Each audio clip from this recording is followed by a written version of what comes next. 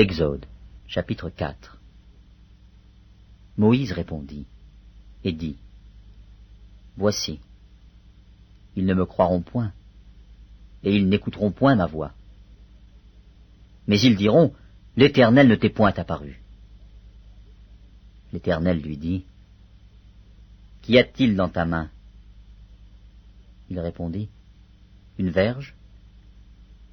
L'Éternel dit, Jette-la par terre.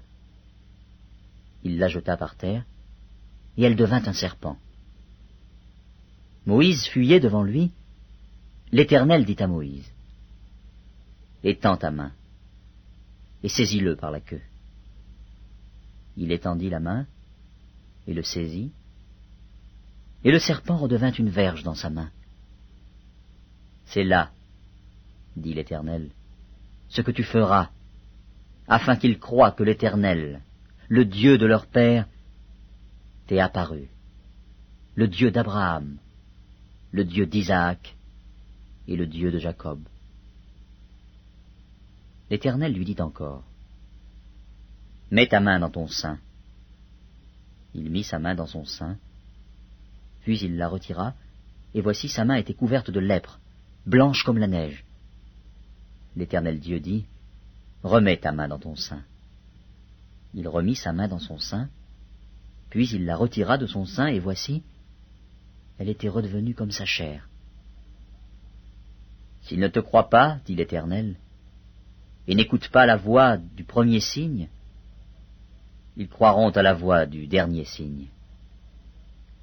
S'ils ne croient pas même à ces deux signes, et n'écoutent pas ta voix, tu prendras de l'eau du fleuve, tu la répandras sur la terre, et l'eau que tu auras prise du fleuve deviendra du sang sur la terre. Moïse dit à l'Éternel, Ah Seigneur, je ne suis pas un homme qui ait la parole facile, et ce n'est ni d'hier, ni d'avant-hier, ni même depuis que tu parles à ton serviteur, car j'ai la bouche et la langue embarrassées. L'Éternel lui dit, Qui a fait la bouche de l'homme? Et qui rend muet ou sourd, voyant ou aveugle? N'est-ce pas moi, l'Éternel? Va donc, je serai avec ta bouche, et je t'enseignerai ce que tu auras à dire. Moïse dit, Ah Seigneur, envoie qui tu voudras envoyer. Alors la colère de l'Éternel s'enflamma contre Moïse, et il dit, N'y a-t-il pas ton frère Aaron, le Lévite? Je sais qu'il parlera facilement. Le voici lui-même qui vient au-devant de toi. Et quand il te verra, il se réjouira dans son cœur. Tu lui parleras, et tu mettras les paroles dans sa bouche. Et moi je serai avec ta bouche et avec sa bouche, et je vous enseignerai ce que vous aurez à faire. Il parlera pour toi au peuple, il te servira de bouche, et tu tiendras pour lui la place de Dieu. Prends dans ta main cette verge, avec laquelle tu feras les signes. Moïse s'en alla, et, de retour auprès de Jéthro, son beau-père, il lui dit, Laisse-moi, je te prie, aller rejoindre mes frères qui sont en Égypte, afin que je voie s'ils sont encore vivants. Jéthro dit à Moïse, Va en paix. L'Éternel dit à Moïse, en Madian, Va, retourne en Égypte, car tous ceux qui en voulaient à ta vie sont morts. Moïse prit sa femme et ses fils, les fit monter sur des ânes, et il retourna dans le pays d'Égypte. Il prit dans sa main la verge de Dieu. L'Éternel dit à Moïse, En partant pour retourner en Égypte, vois tous les prodiges que je mets en ta main.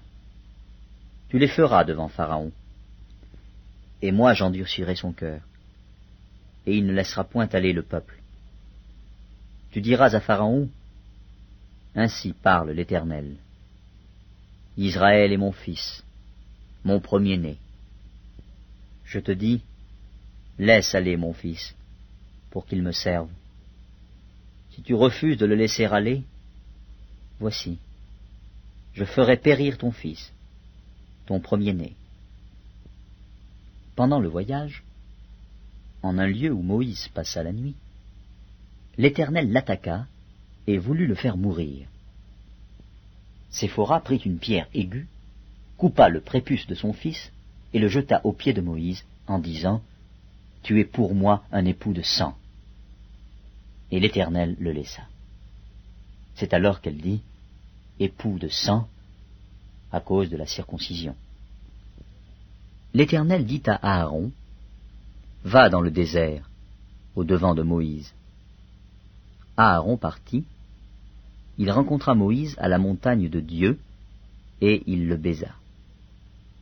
Moïse fit connaître à Aaron toutes les paroles de l'Éternel qu'il avait envoyées, et tous les signes qu'il lui avait ordonné de faire. Moïse et Aaron poursuivirent leur chemin, et ils assemblèrent tous les anciens des enfants d'Israël.